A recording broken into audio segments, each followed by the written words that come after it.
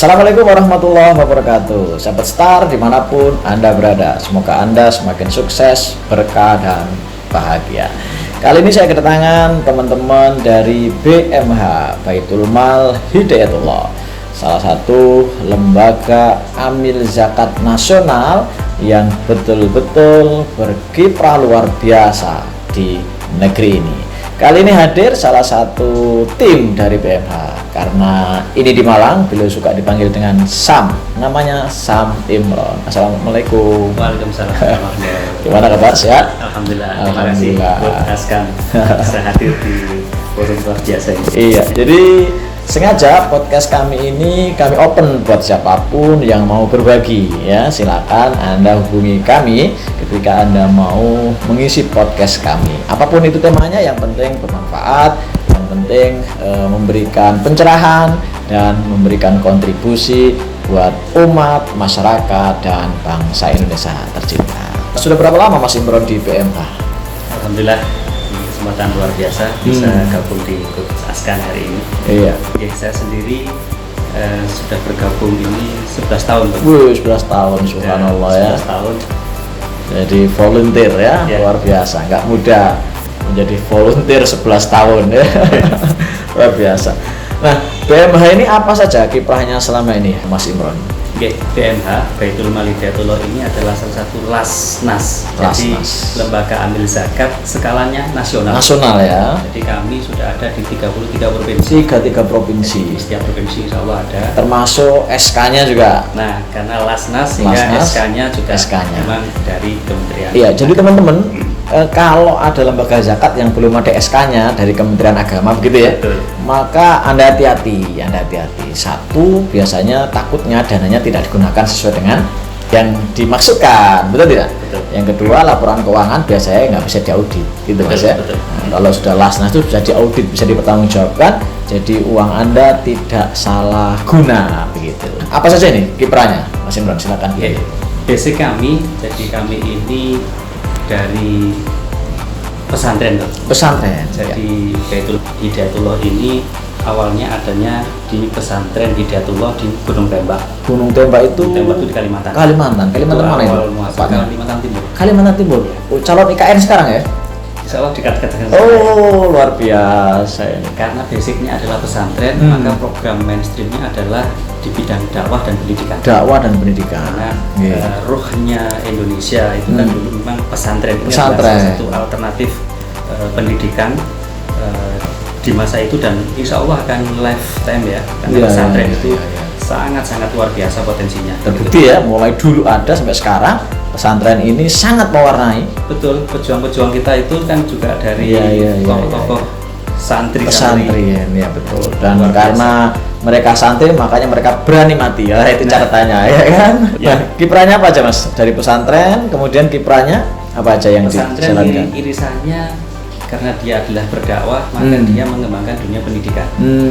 Jadi kami di setiap cabang adanya Hidayatullah, ada mulai dari PAUD, mulai dari SD, SMP, bahkan ada di beberapa titik kota itu yang sekolah tinggi. Sekolah tinggi ya. Dan kami mengazamkan akan ada universitas Hidayatullah. Oh, subhanallah ya. Sementara belum ya, masih sekolah tinggi ya. Masih sekolah tinggi. Oke. Oh ya, Mas Imron, mungkin pemirsa juga pengen tahu apa sih bedanya sekolah tinggi sama universitas itu, Mas? Oke. Sekolah tinggi itu sepaham kami gitu, artinya sekolah yang memang khusus untuk kejuruan tertentu.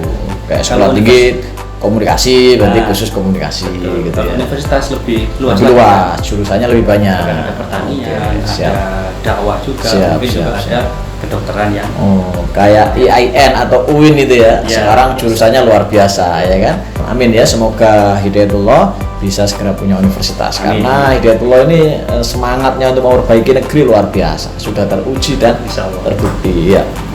Apalagi kiprahnya selain sekolah, dakwah?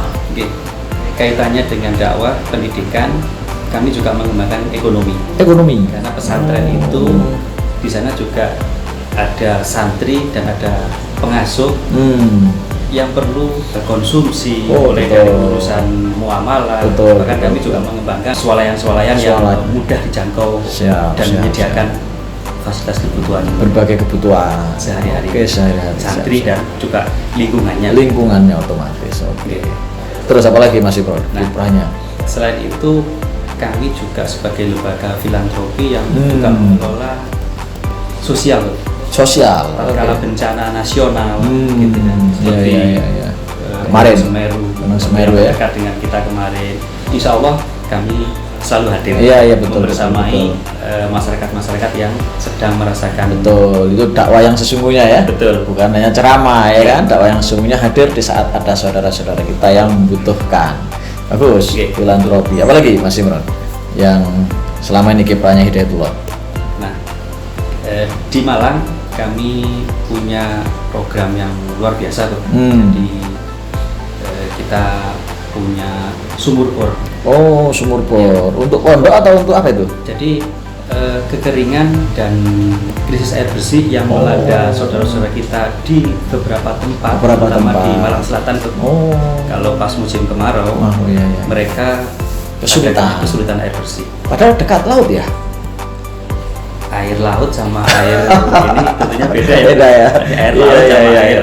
Dan Malang Selatan termasuk daerah ada yang tinggi ya. Betul. Nah, itu yang mungkin kesulitan air ya. Temperamen teritorialnya yang itu salah satu program yang sekarang diminati ya. Betul. Oh, sumur ya, luar biasa. Keluhan dari saudara-saudara kita yang di Malang Selatan kekurangan air bersih itu kita sampaikan ke masyarakat, sambutannya luar biasa. Subhanallah, ya. Kalau nggak salah infaknya 250.000 ya. Betul. Oh, luar biasa. Masih ingat saya. Kebetulan saya suka nyebar posternya itu ya. Nah, berapa banyak sumur yang sudah dibangun? Alhamdulillah se-Jawa Timur per hari ini sudah 82 titik. 82 titik ya, luar biasa ya. Itu di Jawa Timur. Jawa Timur aja ya, 82 titik. Keren Kalau ya. di Malang kita sudah 7 titik. Malang kota? Malang rata tadi. Kabupaten. Oh, gitu tuh Mas Imron. Apa hanya untuk orang Islam atau boleh dipakai oleh saudara-saudara non Muslim, Mas Imron? Sumurnya itu. Yang utama sumur ini kami peruntukkan untuk pesantren. Oh, pesantren. Jadi kami pasti ke pesantren. Ada juga pesantren-pesantren teman-teman yang kekurangan air. Kita udah dahulukan. Siap. Prioritas lah ya. Prioritas. Yang kedua TPQ atau rumah Quran. Iya. Terus ada yayasan-yayasan di sana, mungkin madrasah diniyah. Itu yang kita prioritaskan. Baru setelah itu nanti ada masyarakat fasilitas umum jika itu digunakan untuk publik. Dan membutuhkan.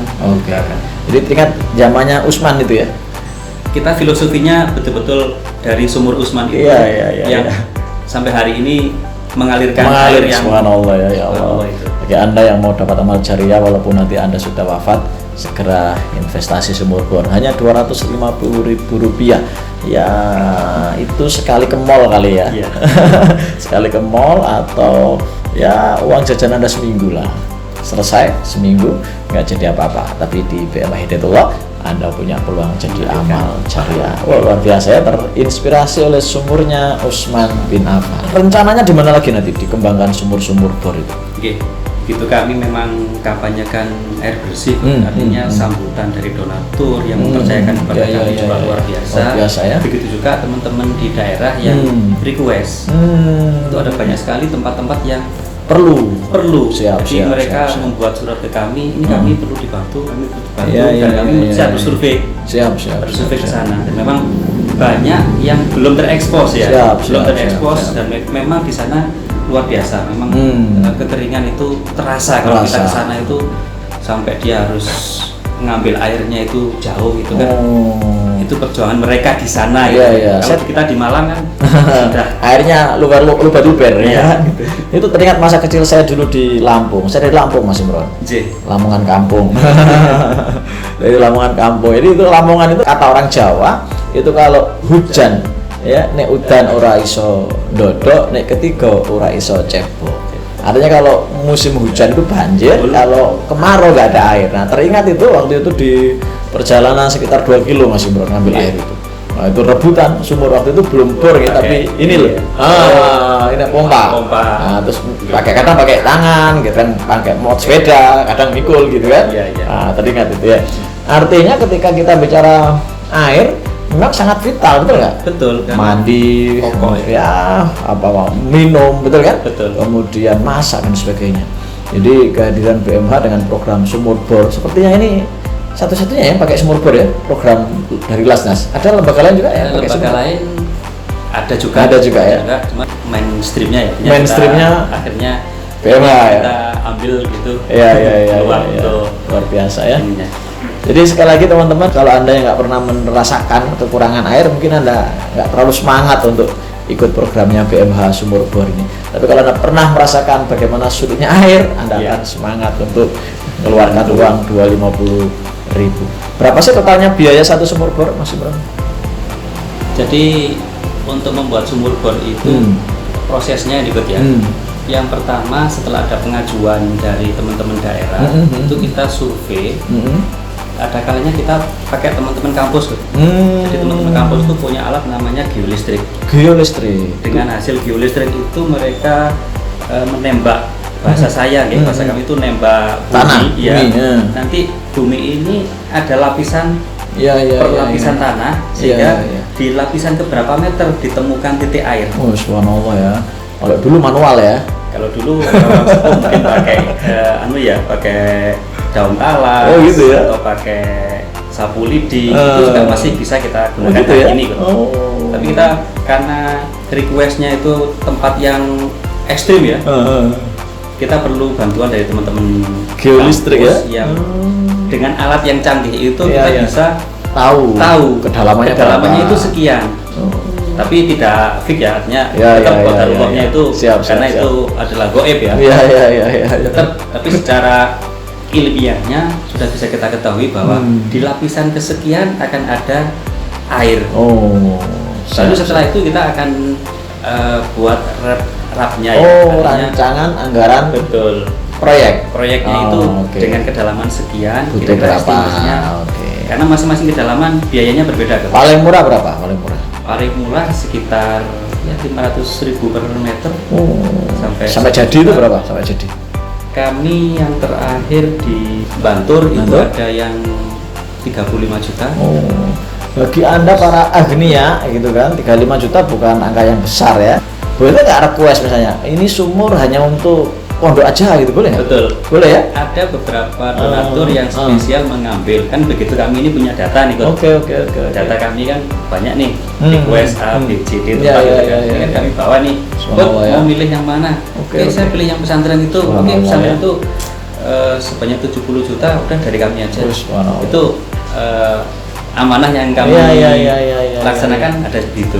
Biasa seakan-akan Anda punya pesantren tuh. Betul, karena memang pahalanya mengalir untuk kegiatan sehari-hari. Mumpung masih ada kesempatan sebelum pintu amal jariah dari sumur bor ditutup.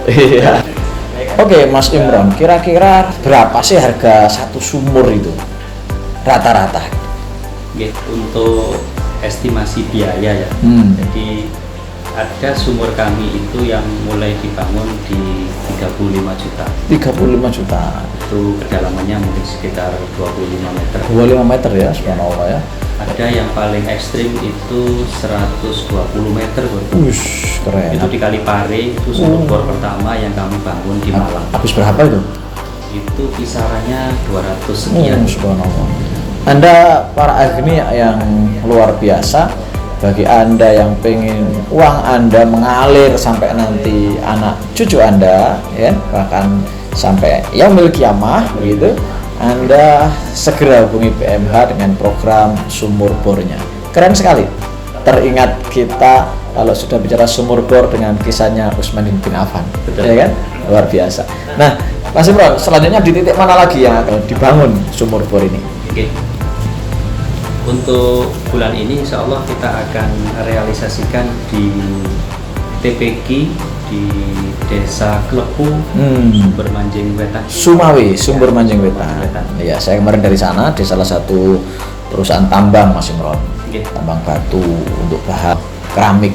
Dan memang di sana yang di ketinggian sulit air ya. Betul. Sulit air. Jadi kehadiran BMH dengan program sumur bornya tentunya ditunggu masyarakat di sana. Kalau ada yang request misalnya ini hanya sumur bor untuk pesantren saja gitu, boleh nggak? Dari 7 titik yang di Malang ya, itu ada diantaranya donatur khusus yang mengambil titik-titik itu. Oh. Jadi Jadi selain patungan yang tadi coach sampaikan ada mulai 250, 500 ribu per orang kita patungan realisasikan sumur bor. Ada beberapa titik itu yang beliau request setelah kami punya data titik A, titik B, titik C, beliau memilih. Jadi satu ini khusus wakaf atas nama keluarga kami. Subhanallah ya. Jadi bagi Anda yang orang tuanya sudah wafat, betul, pas sekali ketika niat wakafnya sumur bor ini untuk orang tua. Tentunya orang tua Anda akan tersenyum bahagia di alam sana, begitu ya. Yang masih hidup juga boleh ya kan, untuk kemudian disiapkan wakafnya. Subhanallah ya. Jadi mumpung program sumur bor belum ditutup, begitu teman-teman ya. Para agnia yang baik hatinya, silahkan teman-teman, Bapak Ibu segera bergabung dengan program wakaf sumur bor, begitu ya Mas Imran ya. Oke. Baik Mas Imran, ini tentunya semakin penasaran nih pemirsa. Bagaimana sih sebenarnya cara bergabung di jadi donatur gitu mungkin ya? Jadi donatur di PMH. Kalau jadi donatur itu berarti rutin ya Mas Imran ya? Iya, dermawan yang bergabung di PMH ini ada 2 kriteria coach ya. Beliau yang mengangkatkan rutin, jadi memang setiap bulan sanggup diambil tanggal berapa untuk donasinya. Ada yang beliau insidentil ya, insidentil mungkin saya ambil 1 sumur itu insidentil, nanti mungkin tahun depan lagi itu ada tipe seperti itu. Jadi kami mempersilahkan para dermawan, para agninya insidentil pun insya Allah kami dipercaya untuk mengelola. Jadi fleksibel lah ya, fleksibel. Insya Allah. Caranya bergabung gimana Mas Imran? Ada beberapa channel yang memang sudah kami siapkan di sosmed juga. Sosmednya ada di BMH Malang. Terus ada call center yang memang sudah kami siapkan. Berapa nomornya ini Mas Imran? Nomornya mungkin bisa dicatat ya, 085 104 71 7000. Kurang lagi Mas Imran. Ya. 0851 0471 7000. Oke. Jadi 0851 0471 7000. Jadi Anda yang belum sempat untuk bergabung, silahkan sebar video ini ke saudara Anda supaya mereka bergabung dan Anda juga dapat awal jariahnya. Kira-kira kalau dana dari donatur itu dipakai apa saja Mas Imran? Program-program yang tadi itu, dakwah, pendidikan, ekonomi, filantropi atau yang lain-lain? Betul. Jadi 4 program utama itu memang dilaksanakan di setiap kota. Jadi mulai dari dakwah, kita ini ada pengajian dan urusannya dengan pesantren tadi. Pendidikan itu kaitannya juga dengan beasiswa, asuhnya juga. Terus sosial kemanusiaan itu ada juga khilafah di sekitar kita yang perlu kita bantu. Masuk ekonomi juga bantuan-bantuan modal usaha yang bisa untuk sedikit membantu mereka. Kalau modal usaha sifatnya apa? Harus kembalikan modal atau harus apa sifatnya? Dana zakat ini diberikan hibah. Hibah. Jadi pemberian. Siap. Jadi kita berikan dana zakat infak sedekah ini kita berikan. Ya. Kalau Bapak Ibu ada di sekitarnya yang kaum duafa yang membutuhkan modal hibah, biasanya dikasih berapa rata-rata Mas Imran? Kami lihat kebutuhan mereka. Ada yang mereka itu, Pak saya minta tenda, Pak saya minta rombong. Oh jadi benda yang dikasih, bukan uang ya? Termasuk uang juga. Dia sesuai dengan kebutuhan mereka. Punya modal, ya kita cek dia usaha betul, misalkan hariannya omsetnya berapa, kita bantu ya semampu dia mengelola itu loh. Siap. Bagus sekali, luar biasa. Nah, kalau sudah bergabung, fasilitas apa saja yang didapat Mas Imran sebagai donatur? Dengan bergabung dengan BMH, insya Allah doa-doa dari santri-santri kami, guru-guru ngaji kami itu juga akan mengalir kepada panjenengan semua. Karena luar biasanya doa penghafal Quran dan guru-guru ngaji dai-dai kami itu yang dari pelosok yang luar biasa mendoakan kita semua. Amin. Itu menjadi barokah tersendiri bagi keluarga dermawan yang bergabung dengan PMH. Siap. Itu yang luar biasa. Apalagi fasilitasnya Mas Imran? Untuk menjadi donatur PMH, insya Allah akan kami berikan majalah. Ini majalah yang keren, bagus sekali ya. Request. Yang rutin kami bisa berikan adalah majalah Mulia. Mulia ini bisa juga versi yang PDF sehingga ini kita kirim langsung ke WhatsApp gitu atau Oke. Telegram beliau sesuai dengan yang mereka punya begitu. Karena memang kadang di lokal Malang begitu. Siap. Komunikasinya lewat Jadi, sosial media. Semakin modern lah ya. Baik Mas Imran, sebelum kita akhiri mungkin ada pesan-pesan khusus ini buat pemirsa dari channel YouTube saya ini. Silakan Mas Imran. Terima kasih Coach Askan dan para pemirsa di channel ini. Alhamdulillah kita mendekati bulan Ramadan ya. Artinya barang siapa yang bergembira akan hadirnya bulan Ramadan ini, maka jasadnya tidak akan tersentuh sedikit pun oleh api neraka. Itu insya Allah hadis riwayat An-Nasai. Sehingga motivasi bagi kita bagaimana kita bahagia menyambut kedatangan bulan yang mulia ini. Subhanallah ya. Kita satu pertanyaan yang mungkin kita juga perlu jawab sendiri, sebahagia manakah kita menyambut Ramadan itu dengan saat kita merencanakan pernikahan? Subhanallah ya. Ilustrasinya begitu ya. Ilustrasinya begitu. Sebagaimana kita menyambut kelahiran anak kita itu bahagianya kayak gitu. Bagaimana kita kalau nyambut Ramadan ini gitu. Iya. Nyambut anak yang mau lahir itu bahagianya kayak gitu. Luar biasa. Nah, kalau nyambut Ramadan tentunya lebih lagi. Iya. Apalagi kita mau liburan misalkan. Siap. Bahagianya kita mau liburan itu sudah segitu kita bisa Luar ngumpul biasa, kan. ya. Nah, Ramadan ini kita harus lebih segitu. Insya Allah begitu. Siap, Motivasi buat kami Oke. dan mudah-mudahan ini bisa memotivasi dan menginspirasi kita semua gitu. Siap. Dan bulan Ramadan Rasulullah itu sangat rajin sedekah ya. Betul. Sedekahnya banyak sekali. Nah, pas teman-teman pas Ramadan bergabung dengan PMH, baik itu sedekah insidental ataupun mungkin sedekah rutin begitu.